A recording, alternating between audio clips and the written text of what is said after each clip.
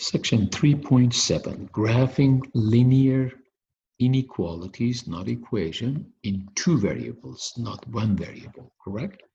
In other words, your inequality may show up as ax plus by greater than c, ax plus by greater than or equal to c, ax plus by less than or equal to c, ax plus by less than c, where a, b, c are a bunch of numbers attached to x and y, and they are on the right side of the inequality. Recall, for one variable, just x, no y, we would graph the inequalities from previous chapters on a number line, correct? However, when it comes to inequalities in two variables, we have to graph these guys on x and y axis, not a number line, yeah? So remember when we were asked to graph x is greater than or equal to 3, so you would go 3 units to the right side of the 0, put a solid dot because you have an equal sign. Greater means the arrow goes up. So this arrow with this solid dot represents all real numbers greater than or equal to 3. On the other hand, if you had x is less than -1, you would go to -1, 1 unit to the left side of the 0. You would put an open dot. Why is it open? There is no equal sign. And because it's less than, the arrow goes to the left. So what does that tell us? You are dealing with all real numbers less than -1, but not including -1. However, in this section, we'll be dealing with inequalities in two variables. Do you see it? So, how would you do this? Instead of drawing arrows, we're gonna what? Shade the proper region. And instead of having solid or open dot, we're gonna have what? Dotted line or solid lines. So because the graph of these guys, these type of equations happens to be a line because they are linear what? Equation. So here's the first thing I do. Pretend this is equation. So forget about the what? Greater than or equal sign. Pretend it's equal. Graph this. How do I graph this? Remember, the best way to graph this is by slope intercept method. Okay, so in this case, the slope is 2, the y-intercept is -1, which this means 0, -1. And the slope is 2, so that means what? It's 2 over 1. So find out where the y-intercept is, which is 0, -1. And from here, you do the slope. So what does that mean? Go up 2, correct? Over 1. Up 2 over 1. Because you have an equal sign, so remember, instead of solid dot, it's going to be a solid line. Do you see it? So solid line. Why? Because there is an equal sign. Now, instead of drawing an arrow, we're going to shade. Turns out when y is greater than some function of x, you shade the top of the line. If y is less than some function of x, you shade the bottom of the line. So in this case, I have greater than sign, so I have to shade the upper half of the what? Line, correct? So what is the purpose of shading? That means if you select any order pair in this region, it satisfies this inequality. So in other words, this shading region represents what? All the order pairs which satisfy this. And incidentally, because the line is solid, you can also choose your order pairs on the line as well. So that's basically how we're going to go about what? Graphing these kind of inequalities in two variables. Remember, the first step is y is equal to -2/3 of x. Remember, this guy does not have a y-intercept, so by default is what? 0. So in this case, the slope is -2/3 and the y-intercept is 0, which means 0, 0. If there is no y-intercept, you can bet your money that what? The line is going to go through 0, 0. So from the y-intercept, you do the slope. What is it? You go down 2 over 3, like so. Remember, I don't have an equal sign, so even when it comes to graphing or drawing the line, I'm going to make sure the line is not solid, but it is a dotted line, correct? Like so. So what does that mean? That means I'm not allowed to pick any point on the line because that's, you know, off limits. However, because I have y is less than some function of x, so less than means what? Shade below the line, correct? So this is really easy to remember. Generally speaking, if y is greater than some function of x, shade above the line. If y is less than some function of x, with or without the equal sign, shade below the line. And the shading means you have many solutions, and they happen to be in this vicinity.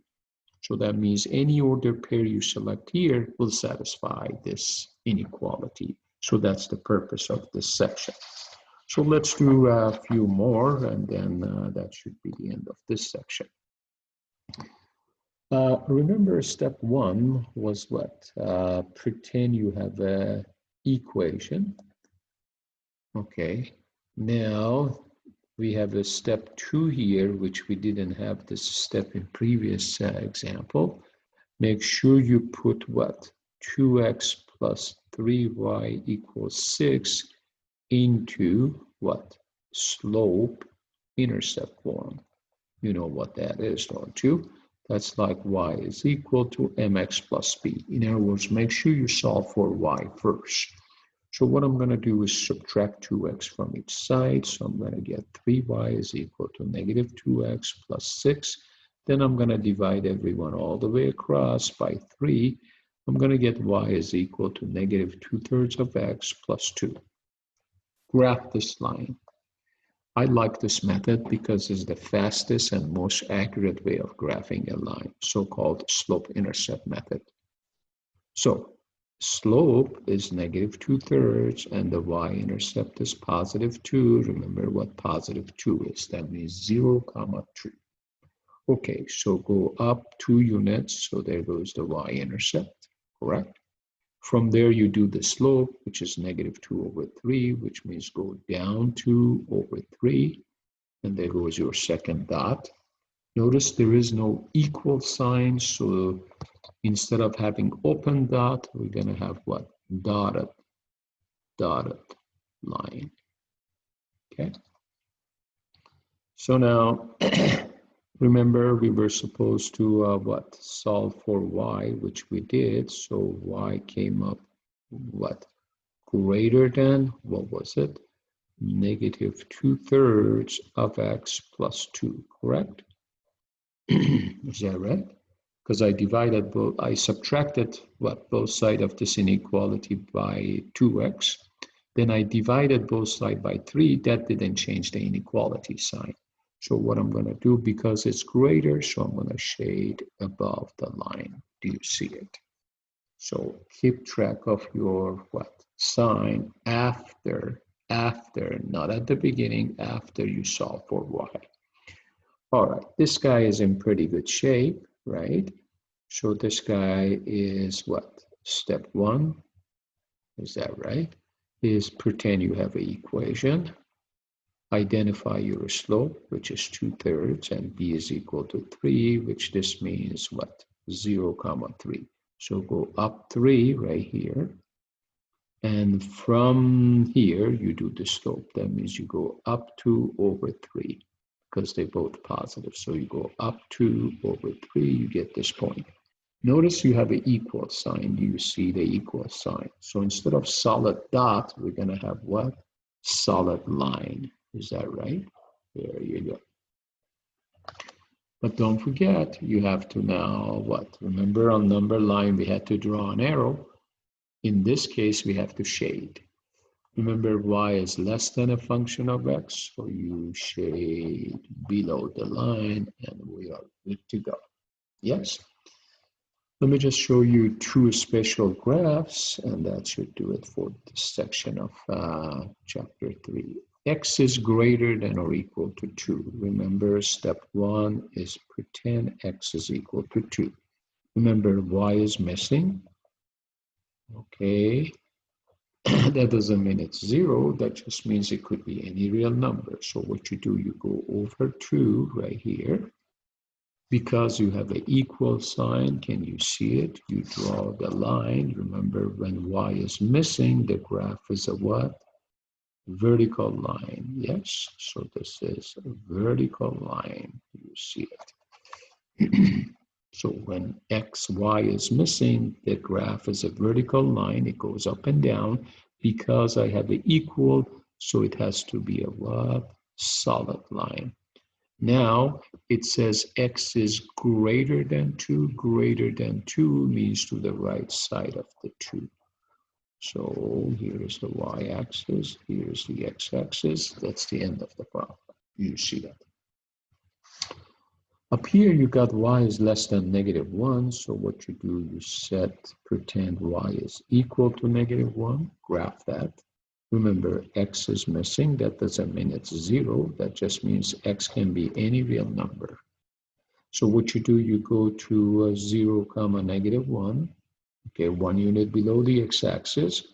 So if X can be any real number, so that means you can go sideways forever, yes?